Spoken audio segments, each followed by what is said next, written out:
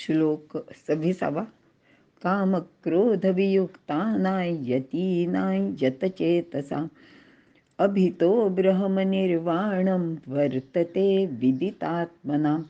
अर्थ: ज्यांनी कामक्रोधांचा त्याग केला आहे, ज्यांनी स्वतःचा संयम केला आहे, ज्यांनी स्वतःला ओळखले आहे, त्या संयमी पुरुषांना चोहोकडे सदैवच ब्रह्माची शांती प्राप्त होते. विवरण: यती म्हणजे यत्न करणारा, प्रयत्न करणारा. जो परब्रह्म प्राप्त करण्याचा प्रयत्न करतो तो यती. हा यती कामक्रोधापासून अलिप्त झालेला असेल, त्याने आपल्या मनावर पूर्ण ताबा मिळवलेला असतो. स्वतःला मी म्हणजे कोण हे त्याला नीट समजलेले असते. म्हणजेच मी म्हणजे देह नसून अहम ब्रह्मास्मीचा त्याला प्रत्यय आलेला असतो.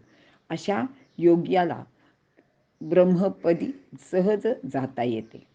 अभितः सर्व बाजूने पूर्णपणे मी म्हणजे आत्मा, जो ब्रह्माचा अंश आहे, म्हणून ज्याला खरा मी कोण हे कळते, त्याला ब्रह्म कळते, तो ब्रह्मीभूत होतो. कामक्रोध वियुक्त, कामक्रोध यांचेपासून विलग झालेला किंवा अलिप्त असलेला किंवा कामक्रोधांवर ताबा मिळवलेला, या दोन विकारांना वश केलेला, त्यांना पूर्णपणे आपल्या ताब्यात ठेवणारा. येथे एक लक्षात घेतले पाहिजे. याआधी कामक्रोधांचा वेग सहन करणारा असे म्हटले होते. येथे ताब्यात ठेवणारा असं म्हटलं आहे. याचाच अर्थ हे समूळ नष्ट होऊन चालणार नाहीत, कारण या विश्वाची व्यवस्था काम म्हणजेच इच्छेवर अवलंबून आहे. या विश्वाची उत्पत्ती ब्रह्माच्या एकोहम बहुस्याम या संकल्पातूनच झालेली आहे. त्यामुळेच विश्वाचे कार्य सुरळीतपणे चालण्यासाठी कामाची गरजच असते. साधकाचे मनातून संपूर्णपणे कामाचा नाश होऊन चालत नाही, कारण ब्रह्मपद प्राप्त करणे ही इच्छा त्याचे मनात नसेल तर तो साधनाच करणार नाही. भगवान श्रीकृष्णाचा अवतार परित्राणाय साधूनाम किंवा विनाशायच दुष्कृताम आणि धर्मसंस्थापनार्थाय या गोष्टींसाठी झालेला आहे. या त्याच्या कामनाच आहेत. शिवाय या कार्यासाठी दुष्टांचा संहार सुद्धा करायचा आहे. संहार करण्यासाठी क्रोध मात्र आवश्यकच असतो. आपण शिशुपालाची गोष्ट जर लक्षात घेतली तर शिशुपालाने 100 अपराध करेपर्यंत भगवंताने म्हणजे श्रीकृष्णाने क्रोधाचा वेग आवरून धरला होता. त्याला क्षमासुद्धा केली होती आणि मग मात्र त्याने त्याचा वध केला. ऋषीमुनी सुद्धा एका विशिष्ट मर्यादेपर्यंत सहनशीलता दाखवत असत, पण अतिच काही झाले तर त्याचा प्रतिकार सुद्धा ते करत असत. आणि ह्या अशा प्रतिकारासाठी क्रोध फारच गरजेचा असतो. पण क्षुल्लक कारणासाठी क्रोध येणे योग्य नाही. शिवाय क्रोध नसेल तर माणूस स्वतःचे संरक्षण सुद्धा करू शकत नाही. अशा वेळी त्याचा नाश होतो. आपल्याला जमदग्नी ऋषींची गोष्ट माहिती आहे की जमदग्नी ऋषींनी आपल्या मुलाला म्हणजे परशुरामाला क्रोधाचा त्याग करीन असे वचन दिले होते. सहस्रार्जुनाने कामधेनू प्रकरणात त्यांची व त्यांच्या पत्नी रेणुका यांची हत्या केली. वास्तविक जमदग्नी ऋषी हे अत्यंत उत्तम धनुर्धर होते आणि त्यांनी क्रोधाचे अभावी मात्र प्रतिकार केला नाही. हा शांततेचा दुष्परिणाम आहे. म्हणून योग्य वेळी क्रोधावर ताबा ठेवून त्याचा उपयोग माणसाला करताच आला पाहिजे. मऊमेणाहुनी असलेले विष्णुदास परमभक्त तुकोबा म्हणतात, भले तरी देऊ कासेची लंगोटी, नाठाळाचे माथा हाणू काठी. किंवा तुका म्हणे आईशा नरा, मोजूनी माराव्या पैजारा. पैजारा म्हणजे चपलेनी. याचाच अर्थ वरील श्लोकात सांगितल्याप्रमाणे कामक्रोधावर नियंत्रण हवे, त्याचा वेगसुद्धा आवरता यायला पाहिजे. म्हणजेच वियुक्त असायला हवे. वियुक्त म्हणजे विशेष रीतीने युक्त असलेला. म्हणजेच कासवाप्रमाणे योग्य वेळी आवर घालता यायला पाहिजे आणि योग्य वेळी त्याचा उपयोगसुद्धा करता यायला हवा. अभितो ब्रह्मनिर्वाणं वर्तते विदितात्मनां. आपल्या स्वरूपाचा वास्तविक बोध झालेला महापुरुष विदितात्मना असतो. म्हणजे ज्या कारणासाठी हा दुर्मिळ नरदेह त्याला प्राप्त झाला आहे ते प्राप्त करून घेणे, असे ते महापुरुष ब्रह्मामध्ये नित्य स्थित असतात. यांची प्रत्येक गोष्टच लोकहितासाठी होत असते. मी माझे हा स्वार्थ विचार पूर्णपणे संपलेला असतो. तो या देहात ब्रह्मात स्थित असतो. म्हणजेच सदेह सच्चिदानंद अशी यांची स्थिती असते. देहत्यागानंतर ते ब्रह्मात निरंतर वास करतात, जेथे असतचा कसलाच व कोणताच संबंध उरलेला नसतो. अर्जुनाने जर कामक्रोधाचा त्याग केला तर ज्या राज्यासाठी लढायचे त्याची इच्छाच त्याचे मनात उरणार नाही. अन्यायाचा सूड घेण्यासाठी क्रोधसुद्धा अत्यंत आवश्यक आहे. तो नसेल तर अर्जुन युद्धच करू शकणार नाही. म्हणून कामक्रोध तर हवेत, पण त्यावर नियंत्रणसुद्धा हवे, असे भगवंत अर्जुनाला सांगत आहेत. ब्रह्मदर्शन म्हणजे समतेचे दर्शन. ते इंद्रियांच्या स्थूल पातळीवरून होऊ शकत नाही. मात्र कवी लोकांना ते प्रतिभेद्वारे होते. स्थूलाच्या पातळीवरून वैज्ञानिक अधिकाधिक खोलात जाऊन वस्तूच्या अंतरंगाचा शोध घेण्याचा प्रयत्न करतात. त्यांना विश्लेषणाने, संशोधनाने विभिन्न वस्तूतील साम्य दिसते. योग्यांना मात्र असे साम्य दर्शन ध्यानाने होते. त्यांना जे साम्य दर्शन होते ते वस्तुमात्रात असलेल्या समान आत्म्याचे असते. म्हणजेच योगी ध्यानाने आत्मदर्शन घेतात. संतांना हे आत्मदर्शन साक्षात्काराने होते. असे हे अंतरात्म्याचे म्हणजेच ब्रह्माचे दर्शन वस्तुमात्राचे आत असलेले सूक्ष्म अंतरात डोक्यावरचा डोकावल्या वाचून होत नाही. ब्रह्माचे दर्शन म्हणजेच अंतर्ज्योती. अत्यंत आनंददायक अंतराराम म्हणजेच शांतीदायक असते. ज्याला हे दर्शन घडले तो ते सुख शांती प्राप्त करतो व ब्रह्माप्रमाणेच स्वतःही ब्रह्मच होतो. तेच ब्रह्मनिर्वाण जीवनातील सर्वश्रेष्ठ मूल्य आहे. याचा परिणाम म्हणजेच व्यक्तिगत जीवनात प्रगाढ शांती मिळते. ती निर्द्वंद्व अवस्थेमुळेच.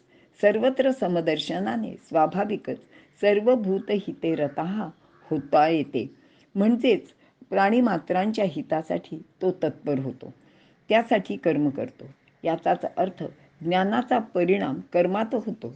यापूर्वी सर्व कर्म ज्ञानात समाप्त होते असे भगवंताने सांगितलेले आहे.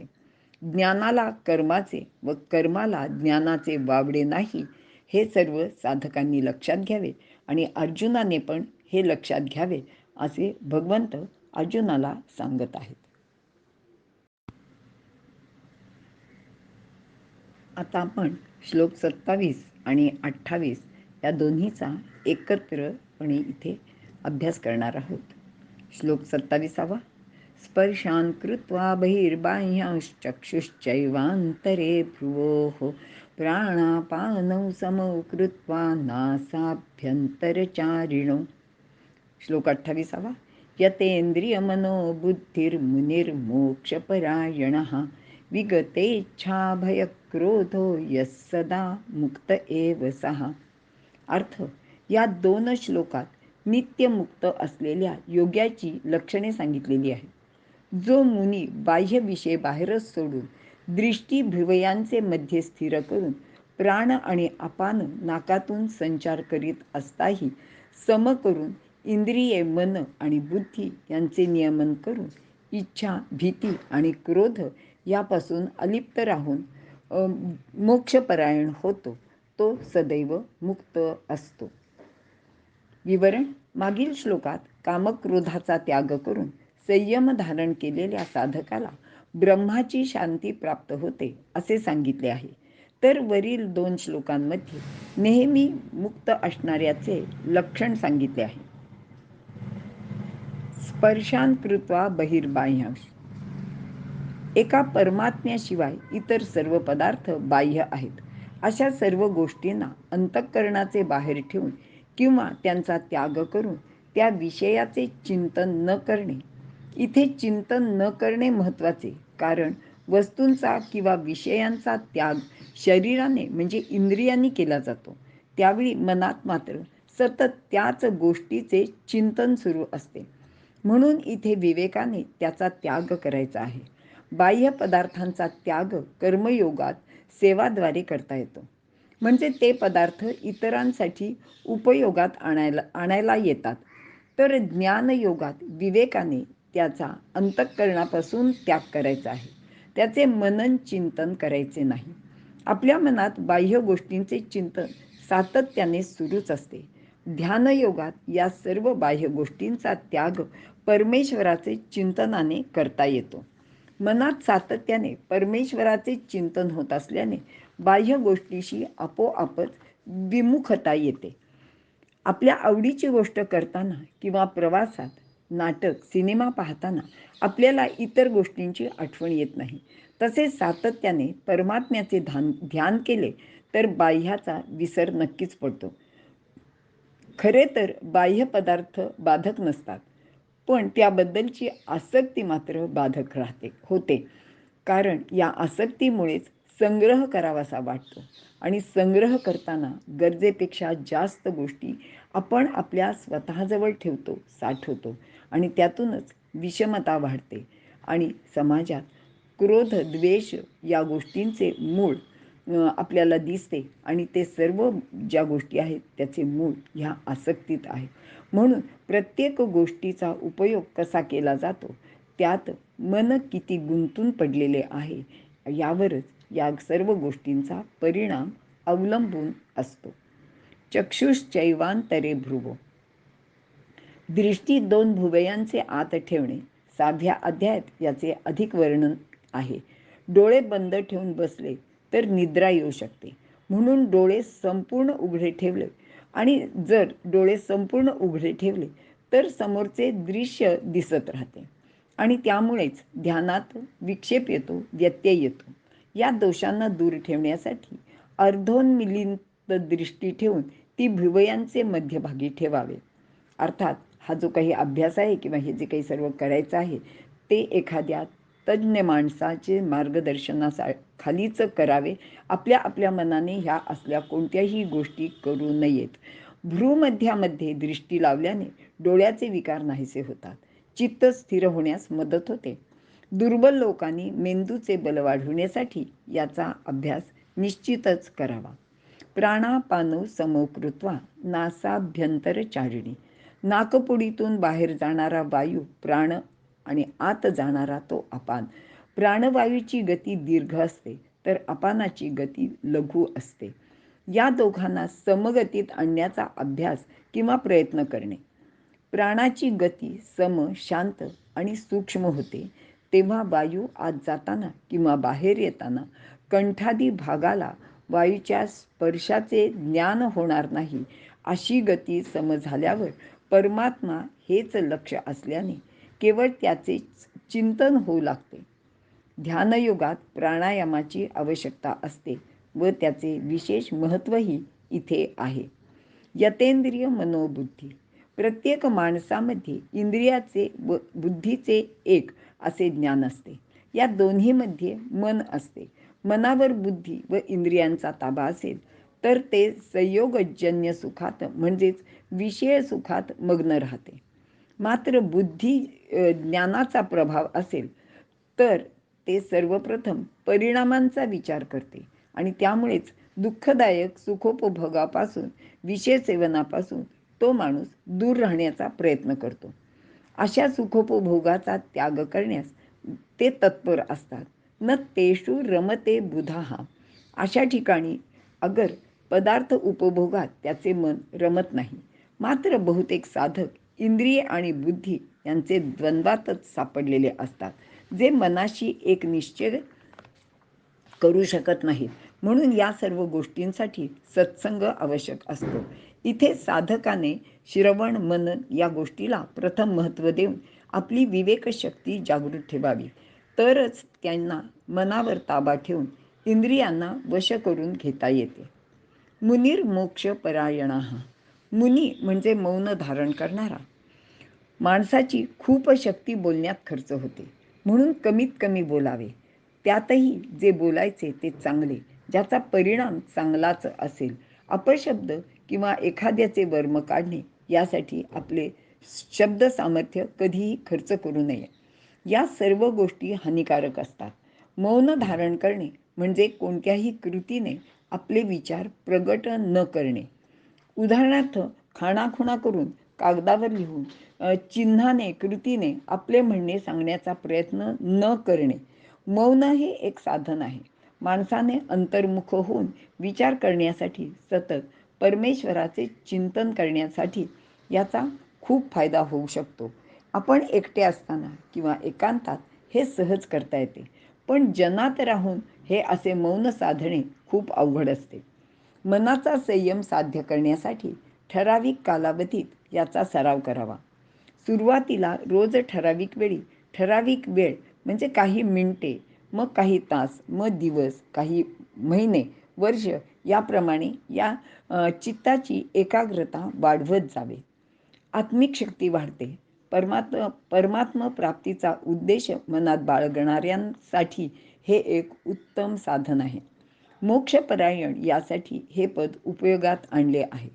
कर्मयोग, सांख्ययोग, ध्यानयोग, भक्तियोग या सर्वच मार्गात एक दृढ निश्चय म्हणजे परमात्म प्राप्तीचा उद्देश अंतःकरणात असेल तर या साधनाने तो निश्चित सफल होतो.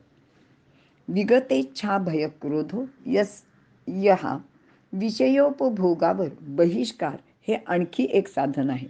आपल्या इच्छापूर्तीत बाधा आणतात ते भय, क्रोध फार महत्त्वाचे आहेत. भय आपल्या दुर्बलतेची जाणीव मनात सतत असते, म्हणून भय उत्पन्न होते. आपल्यापेक्षा सशक्त प्राणी, मानवी शक्ती, दुःख, रोग, मृत्यू, आकस्मिक संकट, हातून घडणारी पापपुण्याची कृती अशा विविध गोष्टींबद्दल माणसाचे मनात सतत भय ठाण मांडून बसलेले असते. माझे कसे होणार ही चिंता मनात सतत भेडसावत असते. यापेक्षा सर्वात मोठे भय माणसाला जे नेहमीच वाटते ते मृत्यूचे असते. तसेच क्रोध उत्पन्न होण्यास माणसाचे मनातील इच्छासुद्धा कारणीभूत असते. इच्छेची पूर्ती न झाल्याने क्रोध निर्माण होतो. इच्छा पूर्ण होईल का नाही याची भीतीसुद्धा असते. भय व क्रोध दोन्ही इच्छेतून म्हणजे कामनेतूनच निर्माण होतात. मात्र इच्छेचा अभाव असेल तर या महान शत्रूपासून सहज मुक्त होता येते. इथे आपल्याला पूर्वकर्मानुसार भोग भोगावे लागतात. ते सुखाचे किंवा दुःखाचे असू शकतात. त्यातून कोणाची सुटका नाही. जर एखाद्याचे आयुष्यात राजविलास भोग असेल तर तो कोठेही गेला तरी त्याला ते सहजच प्राप्त होतात. आणि तसे नसेल तर एखादा राजा भणंग भिकारीसुद्धा होऊ शकतो. अशी अनेक उदाहरणे आपल्याला ज्ञात असतात. ज्ञानदेव म्हणतात की निदैवाचे परिवारी लोह्या रुतल्या आहेत सहस्रवरी, की तेथ बैसोनी उपवासू करी दरिद्रिये जिये. याचा अर्थ असा आहे की एखादा अगदी कमनशिबी माणूस असतो आणि त्याच्या घरात त्याच्या वडिलोपार्जित अशी जी इस्टेट असते ती त्याच्याच घरात एका ठिकाणी जमिनीत पुरलेली असते आणि त्या जमिनीवर बसूनच हा जो माणूस आहे तो उपास करतो. म्हणजे त्याला उपास घडतात इतकं त्याच्याकडे दरिद्र असतं. पण त्याला माहिती नसतं की ज्या जमिनीवर आपण बसलेलो आहोत त्या जमिनीच्या खाली हजारो रुपयांची संपत्ती आहे. म्हणजे त्याला त्या गोष्टीचे ज्ञान नसतं आणि काही त्याचे जे काही भोग आहेत ते त्याला भोगावे लागतात. असं इथे याचा अर्थ सांगितलेला आहे. म्हणूनच माणसाचे केवळ इच्छेनुसार काहीच घडत नाही हे लक्षात घेऊन जर कामनेचा त्याग केला तर माणसाचे आयुष्य आनंदमय होऊ शकते. तो याच देही मुक्तावस्था भोगू शकतो. यस सदा मुक्त एव सहा. अशा रीतीने उत्पत्ती व विनाशील गोष्टींशी आपला संबंध मानला की तो बंधाला कारणीभूत होतो. या बंधनाचा त्याग म्हणजेच मुक्ती. अशी मुक्ती सतत भक्ती मार्गात तत्पर राहून मुक्त स्थितीचा आपण उपभोग घेऊ शकतो. जसे तुकाराम महाराज नित्य भक्त व नित्य मुक्त होते. त्यांना प्रपंचातील कोणत्याही कामना शिल्लक राहिल्या नव्हत्या. तर समर्थांसारख्यांनी अल्पवयातच ही गोष्ट जाणून प्रपंचाकडे पाठ फिरवली होते. असे असले तरी त्यांनी कर्माकडे मात्र पाठ फिरवली नव्हती. स्वार्थविरहित कर्म ते सतत समाजात राहून करत होते. ते नित्यमुक्त संन्यासाचे उत्तम उदाहरण आहेत. अर्जुन युद्धामध्ये होणाऱ्या मनुष्यवधाच्या पापाला भीत होता. त्याचे मनात असलेली भीतीची भावना दूर झाल्याखेरीज तो रणांगणावर लढू शकणार नाही. म्हणून भगवंत त्याला कर्माचे बंधनातून मुक्त व्हायला सांगत आहेत. बंधन हे मनाचे स्वीकारलेले असते. बंधन हे मनानेच स्वीकारलेले असते व ते मनातून संपूर्णपणे दूर करावे लागते. भीतीची ही भावना नष्ट झाली तरच अर्जुन मोकळेपणाने युद्ध करू शकला असता. म्हणून भगवंताने त्याला अशा प्रकारचा उपदेश केलेला आहे.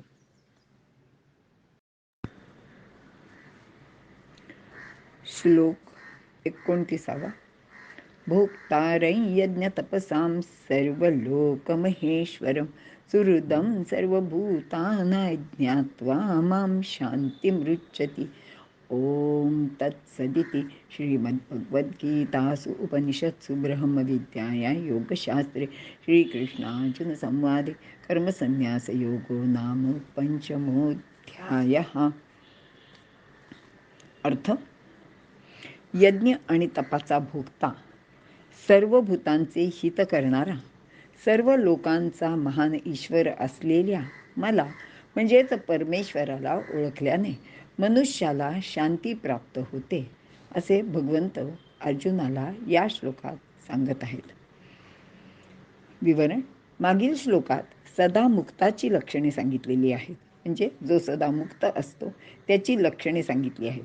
सदा मुक्त असणे म्हणजेच आढळे शांती प्राप्त करणे आणि ती कशी काय प्राप्त होते ते या श्लोकात भगवंत सांगत आहेत.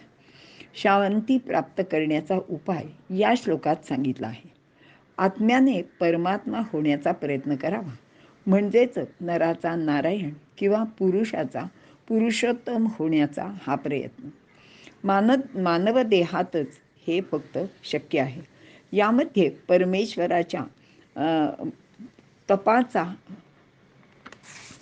भोगता म्हणजेच सर्व भूतांचा सुहृद, सर्वांचे हित करणारा आहे. आपल्या शक्तीने दुसऱ्याची संकटातून मुक्तता करणारा आहे. सर्वांचा आनंद वाढविणारा परमार्थी असा पण आहे. विश्वाचा हितकर्ता, सर्व भूतांचा हितकर्ता म्हणून अजातशत्रू आणि हेच सर्व गुण मानवाने मिळवावेत. जे भगवंताचे आहेत तेच आपल्यामध्ये येतील याच्यासाठी प्रत्येक साधनाने या गुणांचे मनन करून ते आपल्या अंगी बाणवण्याचा आटोकाट प्रयत्न करावा. ईश्वर यज्ञाचा व तपाचा भोगता आहे. यज्ञ म्हणजेच त्याग किंवा इतरांसाठी केलेले निष्काम कर्म. यामध्येच देवपूजा, दान, साधूंचा सत्कार आणि इतर सत्कर्मांचा समावेश होतो. ही सर्व कर्मे यज्ञरूप म्हणजे इदम न मम या भावनेने स्वार्थाचा संपूर्ण त्याग करूनच करायला हवीत. तप म्हणजे शीतोष्ण सहन करणे. कोणतेही कर्म करताना शीतोष्ण, हानिलाभ, जयापजय म्हणजे जय किंवा पराजय, क्षुधातृष्णा इत्यादी गोष्टी सहन कराव्याच लागतात. अशा प्रकारचा ताप सहन करताना मनाला हर्ष आणि खेद या गोष्टींचा स्पर्शसुद्धा होणार नाही, अशी मनाची समता बाळगणे ह्याचाच अर्थ तप आहे. इथे प्रत्येक कार्य ईश्वरार्पण बुद्धीने करायला लागते. म्हणजेच मनाचे प्रसन्नतेबरोबरच ईश्वराच्या प्रसन्नतेचा अनुभव येतो. इथे जनता हाच जनार्दन सुद्धा आहे. त्यामध्ये वर्णांचा भेद नाही. कारण पुरुषाचे वर्णन करताना मुख, बाहू, उदर, पाय म्हणजेच अनुक्रमे ब्राह्मण, क्षत्रिय, वैश्य व शूद्र मिळून जनार्दन म्हणजेच जनता निर्माण होते. तेच जनार्दनाचे प्रत्यक्ष रूप आहे. म्हणजेच सर्व जनता मिळून ज्ञानी, वीर, व्यापारी, कारागीर यांचा एकत्र समूह तयार होतो. या सर्वांचे एकत्र असण्यानेच समाजाचे हित साधते.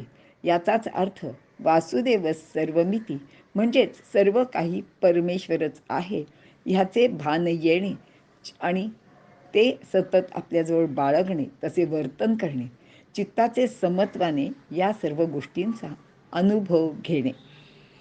सर्व लोक महेश्वर, सर्व लोकात सर्वश्रेष्ठ असा हा परमेश्वर आहे. त्याचेपर्यंत पोहोचण्याचा किंवा त्याचे सारखे सर्वश्रेष्ठ पुरुषोत्तम होण्याचा प्रयत्न सर्वांनीच करायला हवा. अनेक देवदेवता असल्या तरी त्यांना मिळणारी शक्ती या सर्वश्रेष्ठ अशा महेश्वराकडूनच पुरवली जाते. कारण ह्या सर्व इतर देवदेवतांना विशिष्ट प्रकारची किंवा एकच प्रकारची शक्ती असते आणि ती देण्याचे काम हा महेश्वर करत असतो. या सर्वांना केलेला नमस्कार त्यालाच पोचतो. म्हणजेच सर्व देव नमस्कार केशवम प्रतिगच्छती. आणि याच न्यायाने प्रत्येक सत्कर्म ईश्वराला पोचते. हे सर्व जाणणारे जे लोक आहेत त्यांचे अंतःकरण विशालतेने भरलेले असावे लागते किंवा ते भरलेले असते. मग हे विश्वची माझे घर अशा प्रमाणे त्यांना सर्वत्र आपलेपणाचाच अनुभव यायला लागतो.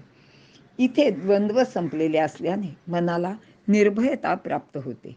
असे हे ज्ञानी परमेश्वराला यथार्थपणे जाणून घेऊन शांती प्राप्त करतात. ज्ञात्वा माम म्हणजे मला परमेश्वराला जाणल्यानेच.